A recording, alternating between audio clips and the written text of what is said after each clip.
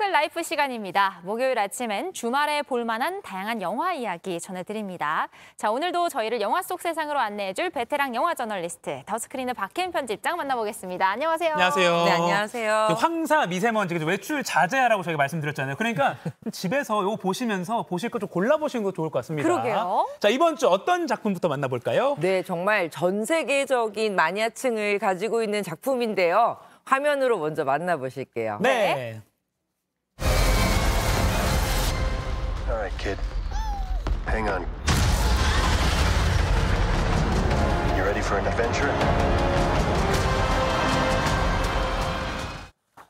아니, 보면 그 스타워즈 시리즈 나오는 요다잖아요. 맞습니다. 너무 귀여워요. 너무 귀엽죠. 저희가 다들 이제 베이비 요다라고 부르는 저 캐릭터의 여정이 펼쳐지는데요. 만달로리안 새로운 시리즈가 도착을 했어요. 네. 이 만달로리안 시리즈는 디즈니 플러스 최초의 오리지널 시리즈고요. 다시 말하면 스타워즈 세계관에서 이제 드라마로 주인공을 데리고 와서 만든 첫 번째 오리지널 시리즈다 이렇게 말씀드릴 수 있습니다. 2019년에 처음 시즌 1 시작하고 2021년에 시즌 2 그리고 지금 이번 돌아왔는데 전 세계 무려 121개 부분 영화제에서도 후보에 오를 만큼 뭐 스토리, 비주얼 정말 전 세계적인 관심을 모으고 있는 작품이에요.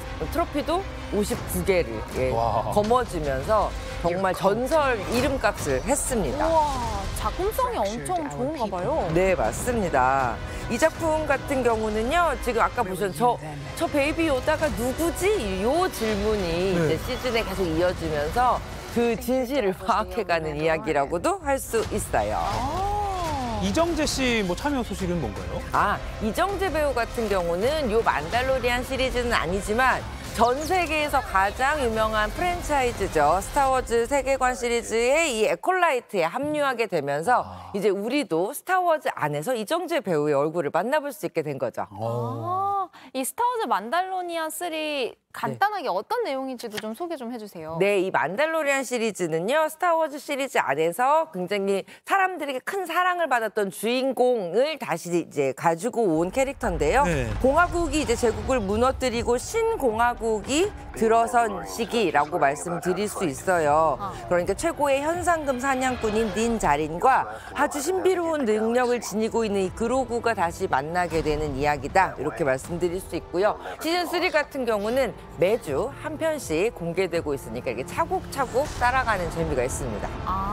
저는 차곡차곡보다 한 번에 보는 게 좋긴 한데 아무튼 차곡차곡 기대감을 갖고 따라가는 사람들 좋습니다.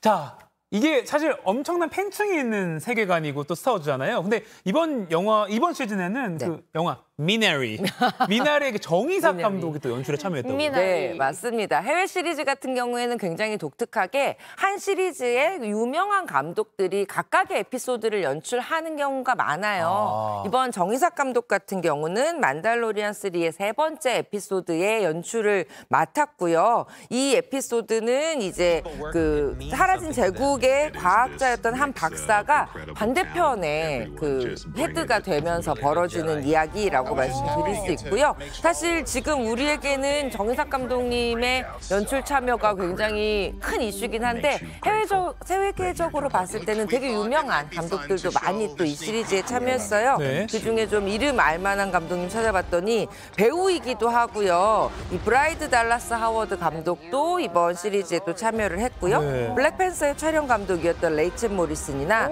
스파이더맨 뉴 유니버스 이 굉장히 좋아하신 작품인데 이 작품의 피터 램지 감독도 에피소드 연출 참여했고요.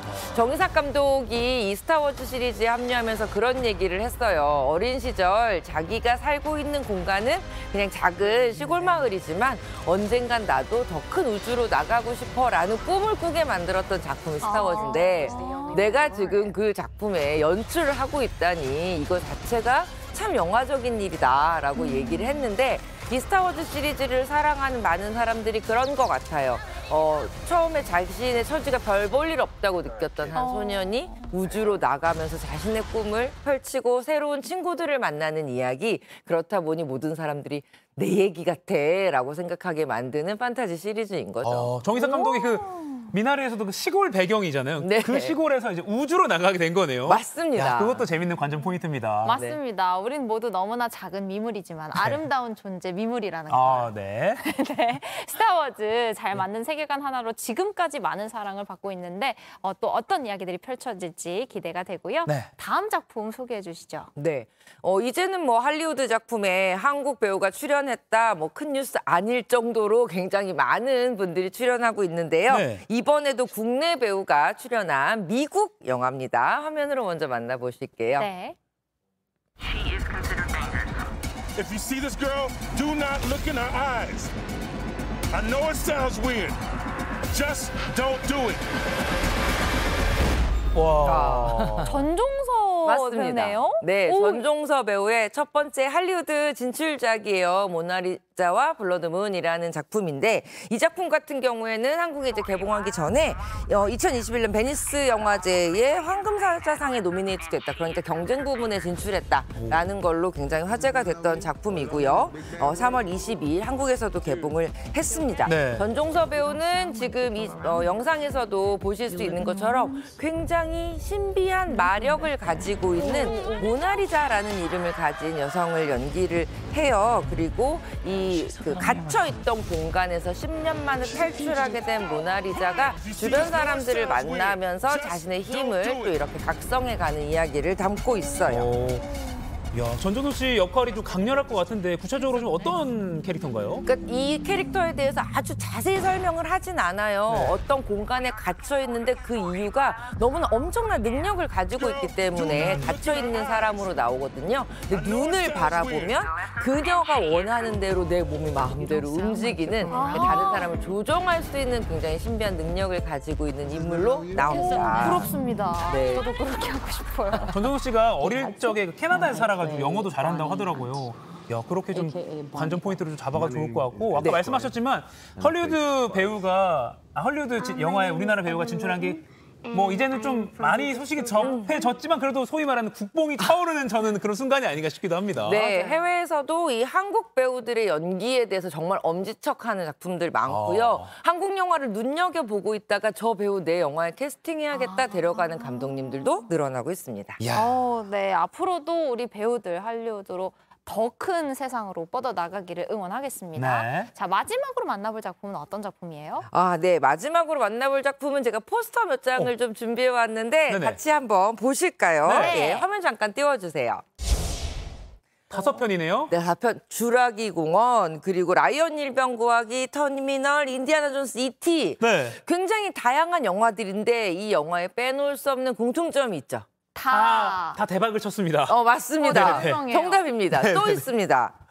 바로 어. 스티븐 스필버그 감독의 그렇죠. 작품이죠. 네네네. 예, 정말 할리우드의 신의 손이라고 말할 수 있는 이 스티븐 스필버그 감독의 작품인데요. 네. 오늘 소개해드릴 작품도 이 스티븐 스필버그 감독의 신작 파벨만스라는 작품이에요. 파벨만스? 네. 무슨 뜻인지도 궁금하고 어떤 영화인가요? 신기하죠? 파벨만스 영화를 보면 천천히 알게 되실 텐데요. 파벨만이라는 한 가족의 이야기라고 말씀드릴 수 있어요. 그리고 이 이야기를 잘 보시면 저 소년이 스티븐 스필버그 감독이구나라고 느끼실 수 있을 겁니다. 정말 처음 영화를 보는 그 순간 영화와 완전히 사랑에 빠져버렸고 그리고 앞으로 나는 영화를 만드는 사람이 돼야겠다라고 꿈꾼 한 소년의 그러니까 스티븐 스필버그의 자전적인 이야기를 담고 있는 작품이에요. 이 소년이 어떻게 가족들에게 자신의 꿈을 인정받고 자신의 영화를 찍어가게 되고 하는 이 과정들이 아주 아름다운 화면 그리고 스티븐 스필버그 감독이 정말 연출력을 만끽하실 수 있는 작품으로 다시 태어난 거예요. 아까 대작들 다 성공치고 하다 보니까 이제 만들다가 이제 자전적인 영화까지 만들게 된 거군요. 네, 맞습니다. 그런데 흥미로운 점은 처음에는 스티븐 스필버그 감독은 자신의 영화를 만들려고 하지 않았대요. 내 얘기가 재미있겠어? 이런 생각을 하셨다는 거죠. 하지만 이 서양의 역사와 함께 한 거장이 살아가는 성장하는 과정 자체가 누구보다 드라마틱한 이야기를 만들 수 있었고 오히려 주변에서 만들어보자라고 해서 같이 시나리오를 써서 만든 작품이라고 합니다. 네, 자칫하면 이 자전적인 이야기가 마치 무슨 위인전처럼 좀 거북하게 느껴질 수도 있잖아요. 네. 근데 스티븐 스필버그 감독은 그런 부분들을 최대한 자제하고 정말 한 소년의 성장담을 따라가면서 우리 모두 마음속에 있는 어떤 꿈, 그때의 희망 이런 것들을 생각할 수 있도록 작품을 만들었는데요. 아, 일상의 이야기로 이렇게 가슴을 먹먹하게 만드는 장면을 만들 수 있구나. 네. 이게 스티븐 스필버그 감독의 연출이구나. 그 점도 다시 한번 느끼실 수 있을 것 같아요. 지금 저렇게 막 영화 감독으로서 이렇게 초창기의 모습, 이렇게 좀 자신의 모습이 투영된 장면도 나오는 것 같고요. 네. 카메라 들고 있는 저런 청년의 모습이 감동적일 것 같은데 영화 감독을 꿈꾸는 분들, 뭐 영화 배우를 꿈꾸는 분들도 이런 거 보시면은 영화 꿈을 다시 한번 다잡을 수 있는 기회가 되지 않을까 그런 생각도 듭니다. 네, 그리고 사실 저는 개인적으로 이런 뭐 주라기 공원이나 E.T., 인디아나 존스 이런 스티븐 스필버그 네. 감독의 작품들에서 성장이라는 키워드가 공통적으로 다 있었던 것 같아요. 맞아요. 굉장히 정확하게 말씀해 주셨는데 네. 감독도 그런 얘기를 했어요. 내 이 파벨만스는 어떻게 보면 E.T.의 후속편이다. 오! 라고 얘기를 한 적이 있습니다. 이티 감독을 여기까지 자, 이렇게 손가락 하면서 오늘 마무리하겠습니다. 네, 오늘 영화 작품 3편, 한 편은 OTT, 2편은 어제 갓 개봉한 극장 영화입니다. 지금까지 더 스크린의 박혜은 편집장님과 함께 들어봤습니다. 고맙습니다. 네, 고맙습니다.